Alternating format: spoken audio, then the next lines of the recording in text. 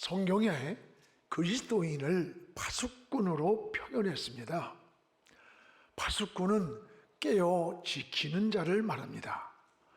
파수꾼은 육체만이 아니라 정신과 영적인 세계를 지키는 자입니다. 만일 파수꾼이 졸든지 잠이 들면 그 안에 보호받는 공동체가 큰 위기를 만나게 됩니다. 그래서 이런 말이 있습니다. 육체가 잠이 들면 물질을 도적맞고, 또 사상이 잠이 들면 영토를 빼앗기고, 또 신앙이 잠이 들면 영혼을 도적맞는다라고 하는 말이 있습니다. 맞습니다. 우리 신앙생활도 똑같습니다.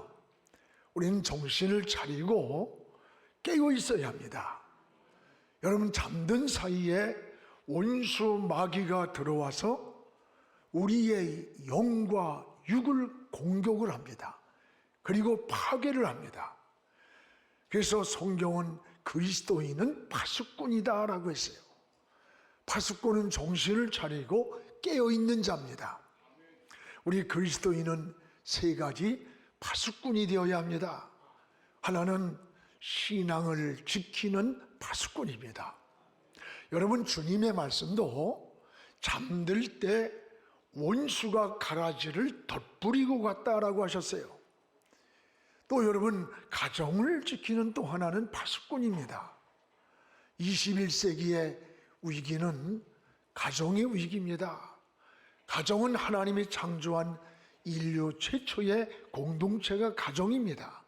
가정으로부터 공동체가 시작된 거예요. 그런데 요즘 가정 안에 끔찍한 살인 사건들, 또 가정 안에 걷잡을 수 없는 붕괴들이 가정에서 이루어지고 있습니다.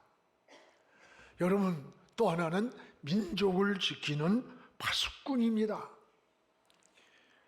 우리는 지금 우리 자신들을 돌아봐야 돼요.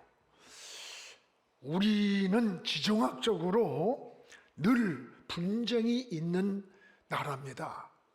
그래서 수천 년의 역사 가운데 늘 침범을 받고 싸움이 있었어요.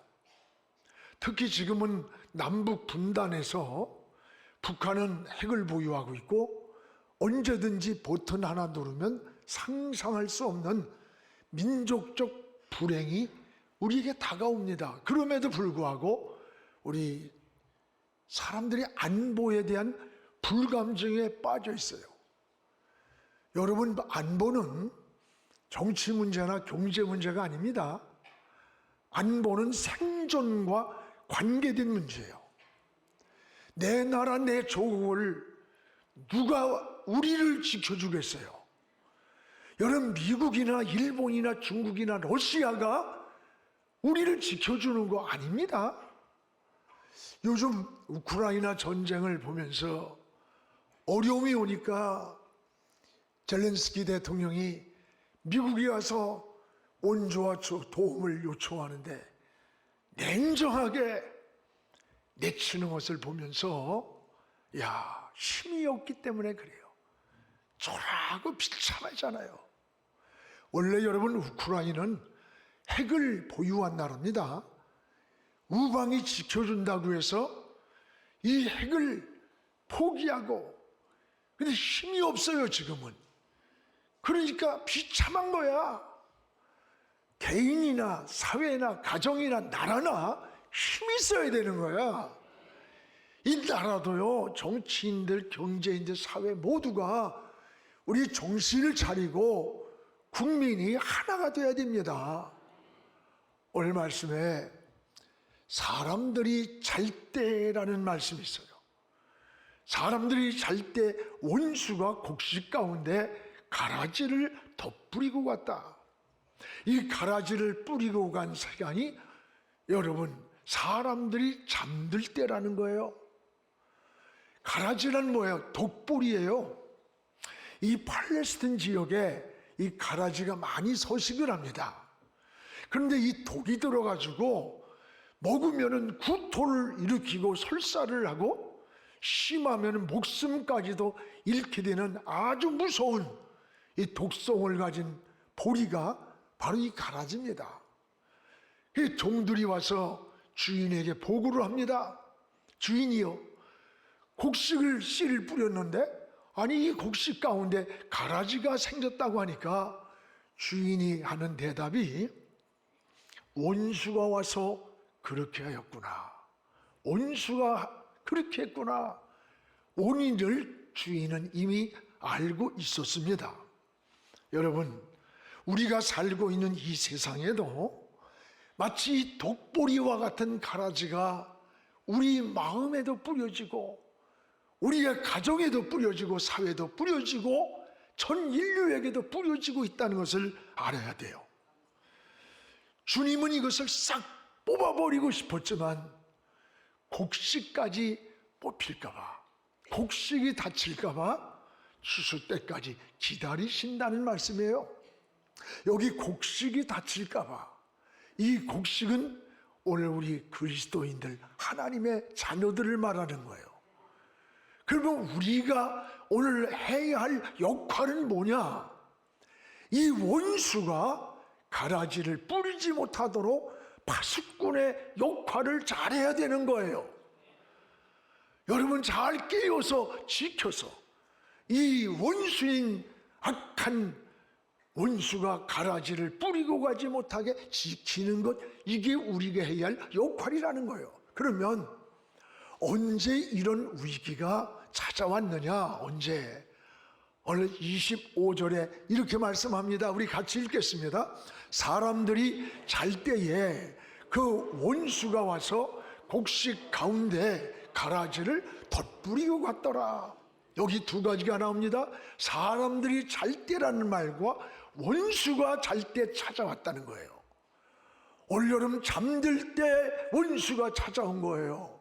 오늘 사람들이 잠이 들 때 원수가 곡식 가운데 가라지를 덧뿌리고 갔다는 사실이에요. 여러분, 잠이 든 틈을 이용해서 원수가 침투해 들어온 거예요. 잠이 들었다는 말이 뭡니까? 자기 자신을 관리할 수 없는 자기 관리가 무너진 상태가 이게 잠든 상태야. 성경에 잠이 들었다가 실패한 사람들이 많이 나옵니다. 사울은 전쟁 중에 잠이 들었다가 다윗에게 축복의 물병을 빼앗겼습니다. 삼손은 들릴라의 품에서 잠이 들었다가 두 눈을 잃었습니다. 제자들도 깨어있을 시간에 잠이 들었다가 주님을 버리고 도망하며 후회하는 신앙이 되었습니다. 유독으로는 잠이 들었다가 창에서 떨어졌습니다. 오늘 주님도 잠든 사이라고 했습니다. 잠든 시간에 원수가 찾아와서 가라지를 곡식 가운데 덧뿌리고 갔다는 거예요. 잠든 시간에. 여러분, 그러므로 깨어있으라라고 하는 경고입니다. 지금이 우리는 사순절이 시작되었습니다. 주님을 깊이 생각하면서 영적으로 잠을 깨우는 그런 신앙이 되었으면 좋겠어요. 신앙은 두 가지가 깨어 있어야 영적 생활이 무너지지 않고 승리합니다. 하나는 기도입니다. 여러분, 기도는 마치 호흡과 같아요. 건강한 사람은 이 호흡하는 게 정상이에요. 그런데 건강이 무너진 사람에게 가장 힘든 건 뭐냐? 호흡이 안 되는 거야. 그래서 산소호흡기를 끼고 그래도 안 되면 생명이 떠나는 거예요. 우리 신앙도 똑같습니다. 건강한 사람은 영적 호흡이 건강하게 이루어지는 거야. 그래서 규칙적인 기도 생활이 있고 정해진 기도 시간은 굉장히 중요한 거예요. 여러분, 아무리 바쁘다 할지라도 우선순위는 기도 시간에 두세요. 사람이 밥은 일주일 굶으로 살지만 호흡하지 않고는 죽는 거야. 기도는요, 꼭 눈을 감고 하는 것만 아니에요. 여러분, 하루 시작할 때 출근하는 시간에 운전대를 잡고 마음으로 눈 뜨고 기도하세요. 여러분, 하나님께 눈을 뜨고 기도하세요. 그렇다고 교회에서 다 기도할 때 눈 뜨고 있으면 곤란하고, 성경은 뭐 눈을 꼭 감아야 되는 게 아니라 잡생각 안 들어오니까 눈을 감고 기도하는 게 집중이 되는 거지. 그건 무슨 감모도 되고 뜨고 해도 괜찮아. 저는 눈 뜨고 기도하는 시간이 더 많아요. 어제도 중량천까지 저녁에 걸어가면서 눈 뜨고 한 시간 정도 기도하면서 마음으로 찬양하면서 갔다 오는데 굉장히 기쁘더라고요. 한 가지 조심할 게 있습니다. 기도는 다른 사람에게 보이려고 하는 이런 기도에 여러 위험성을 빠뜨려야 돼요. 어떤 사람은 내가 기도를 많이 하는데 저 기도도 안 하고, 그건 자기 기준에서 하는 얘기예요. 바리새인 서기관들은 자기들은 기도를 이렇게 한다고 떠들어댔는데 주님은 그 기도 안 들었어요. 기도는 다른 사람에게 보이려고 하는 게 아니에요. 매일 하나님과 영적인 깊은 교제를 나누면서 하나님의 세미한 음성을 듣는 것이 기도인 거예요. 또 하나, 우리의 신앙생활이 영적에서 승리하는 데는 하나님 말씀입니다. 사람이 하루에 3끼를 건강하게 잘 먹으면서 우리도 모르게 건강이 유지되는 것처럼 여러분 규칙적으로 하나님 말씀을 영의 양식으로 삼아야 돼요. 하나님 말씀이 하나님이에요. 말씀을 깊이 읽고 묵상하면서 영적 세계로 나가는 거예요. 영혼의 양식을 삼는 거예요. 그러면 말씀을 통해 안식이 와요, 지혜가 생겨요, 영감이 떠오르고 길을 찾는 거예요. 나는 우리 청년들이 매일같이 동아리를 만들어서 하루에 성경 읽기 동아리로 10장씩 하루에 읽는다는 거야. 청년들이 하루에 10장씩 성경을 읽는다면 절대 빗나가지 않습니다.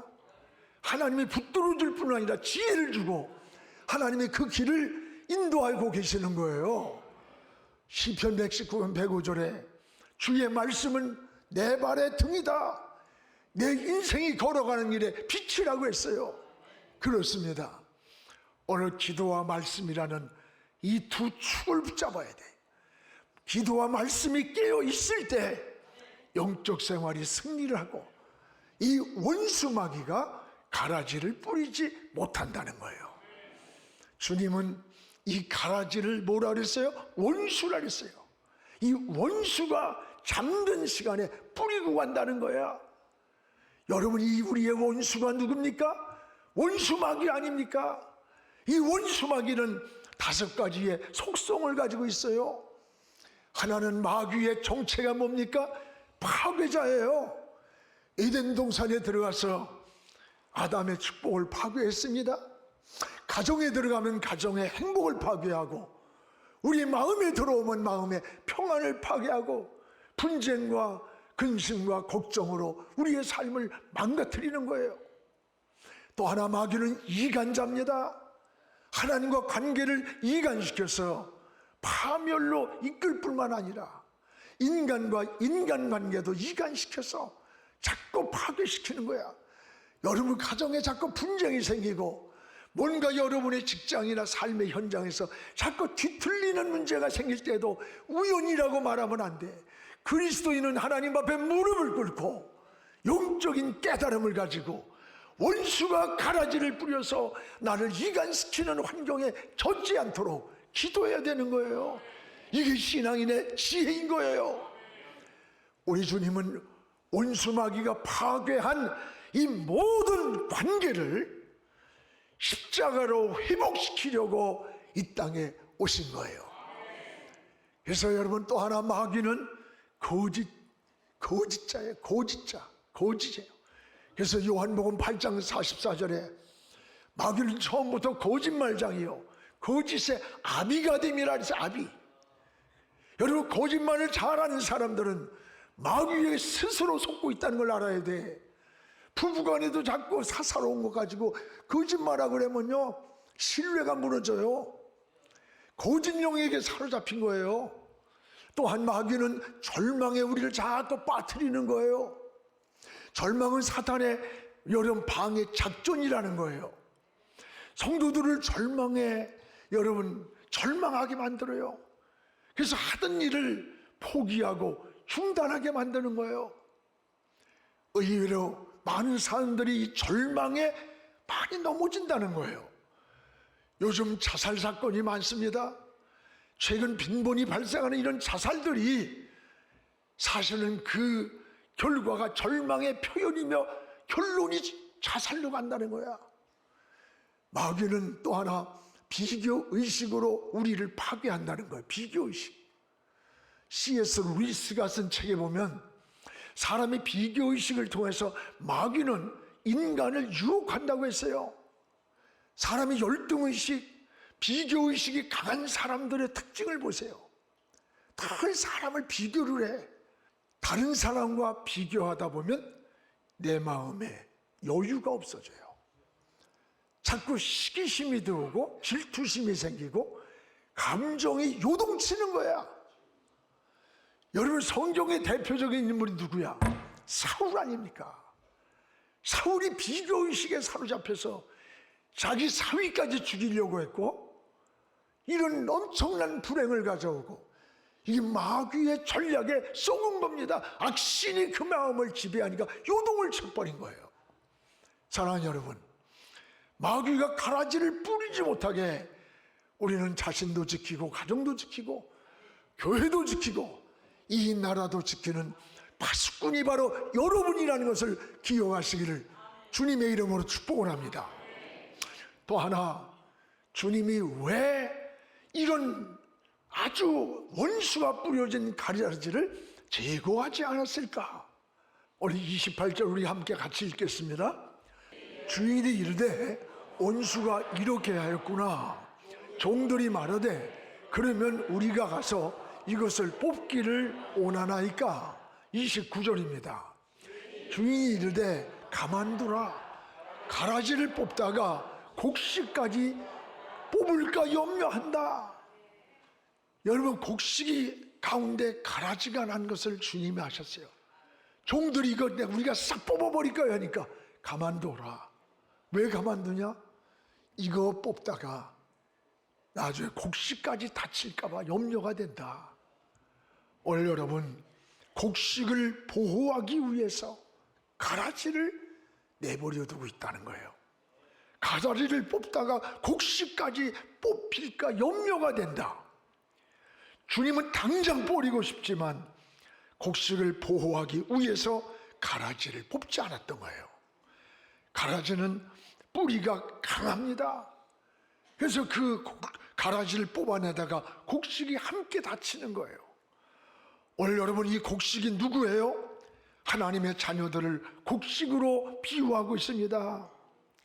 오늘 여기서 하나님이 우리를 얼마나 사랑하고 있는가를 알려주는 거예요.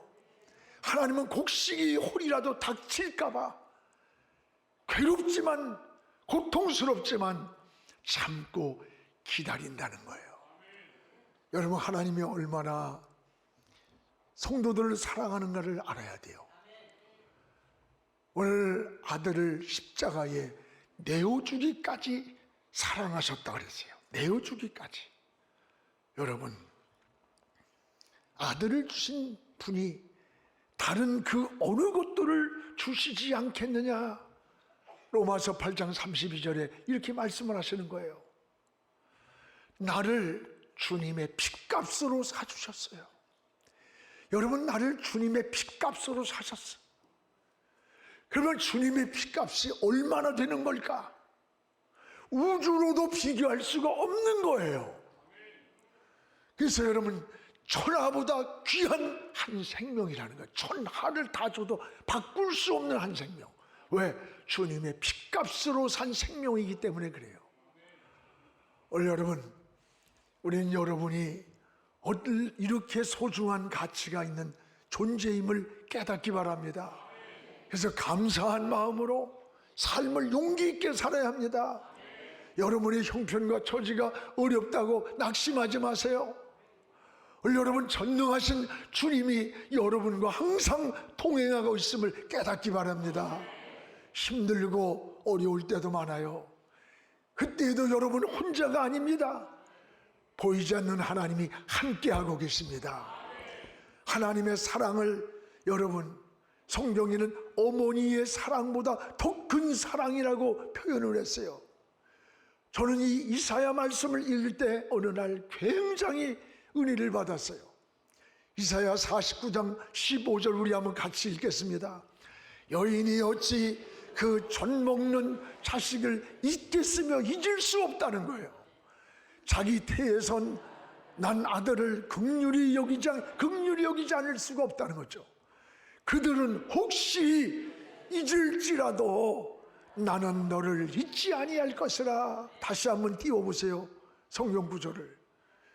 여러분, 젖 먹는 자식을 잊겠느냐? 잊을 수 없어요. 내 뱃속에서 10달 동안 품고 있던 그 자식을 어떻게 사랑하지 않겠느냐? 혹시 어머니는 그것을 잊을지 모르나, 잊지 않지만 잊을지 모르나 나는 너를 잊지 아니할 거다. 하나님은 절대로 우리를 버리지 않고 잊지 않고 지키고 있고 보호하고 있다는 거예요. 자녀를 사랑하시는 하나님의 마음을 엄마의 마음으로 비유하면서 표현한 거예요. 얼마나 하나님이 우리를 사랑하고 있는가를. 여러분, 자녀를 사랑하는 하나님의 마음을 알아야 합니다. 이것이 신앙인의 믿음이고 마음이고 삶이에요. 그러면 신앙은 어떻게 살아야 믿음 생활을 바로 사는 것일까? 따라합시다. 신앙은 인내하며 하나님의 때를 기다리는 것이다. 신앙은 인내하면서 하나님의 때를 기다리는 것입니다. 오늘 30절을 우리 같이 한번 읽겠습니다. 둘 다 추수 때까지 함께 자라게 두라. 추수 때에 내가 추수꾼에게 말하기를 가라지는 먼저 거두어 불사르게 단으로 묶고 곡식은 모아 내 곡간에 넣으리라. 둘 다 가라지나 곡식이나 추수 때까지 자라게 놔둬라. 내가 이제 추수 때가 되면 추수꾼들에게 해서 먼저 가라지를 불로 태워버리겠다. 그리고 곡식은 창고에 거두겠다. 오늘 여러분, 추수 때까지 참고 기다리라는 겁니다. 반드시 추수 때가 있습니다. 이때 먼저 추수 때를, 여러분 올 때 가라지를 먼저 가라지를 태워버리겠다는 거예요. 오늘 추수 때가 되면 곡식과 가라지가 구분이 됩니다. 여러분, 지금은 믿는 사람과 믿지 않는 사람이 다 똑같아 보여요. 오히려 신앙생활하는 사람이 더 억울하고 더 피해를 보고 더 손해를 보고, 왜 하나님은 보고만 있을까? 내가 이렇게 억울함을 당하고 고통을 당하는데 왜 하나님은 침묵하고 계실까? 이렇게 생각할 때가 많이 있어요. 아니에요. 우리의 곡식이 다칠까 봐 가라지를 참고 기다리고 있을 뿐이에요. 추수 때가 되면 알곡과 쭉정이가 다 드러나. 그 추수 때가 언제입니까? 오늘 추수 때란 최후의 심판을 상징하는 말이고 종말의 때를 말해요. 인생에도 반드시 끝날이 있습니다. 이 세상에도 반드시 종말의 시간이 다가오는 거예요. 성경이 말씀하시는 세상 끝이 심히 가까이 오고 있음을 많은 징조를 통해서 나타내주고 있다는 거예요. 요즘 지구의 이상기온들로 인해서 북극의 빙하가 녹아내리고 지구가 점점 물에 잠기고 있다는 거예요. 일본이 지금 막 잠기고 있답니다. 그래서 뭔 염려하는 사람은 이민을 간대요. 또 추위해야 할 때 더위가 와. 더워야 되는데 추위가 와가지고 농산물, 바다의 물고기가 떼죽음을 해. 이게 뭐 생태계의 밥이에요. 막을 수 없는 기후 이변들이라는 거예요. 이것이 여러분 자연계만 그러냐? 우리의 신앙생활에도 마찬가지예요. 지금은 이 가라지가 곡식을 해치고 있는 때라는 걸 알아야 돼. 그러나 염려하지 마십시오. 반드시 추수 때가 있습니다. 여러분, 그날에 곡식과 가라지를 구분을 시킵니다. 사랑하는 우리 성도 여러분, 오늘 가라지를 뿌리려고 원수마귀는 잠든 틈을 노리는 거예요. 여러분이 잠들어 있는 그 사이를 자꾸 노리는 거예요. 그리고 한번 뿌려진 가라지는 추수 때까지 고통과 괴로움을 당하게 된다는 것을 잊지 마십시오. 이 가라지는 우리 마음에도 뿌리고 가정에도 뿌리고 이 사회도 뿌려서 자라고 있음을 알아야 됩니다.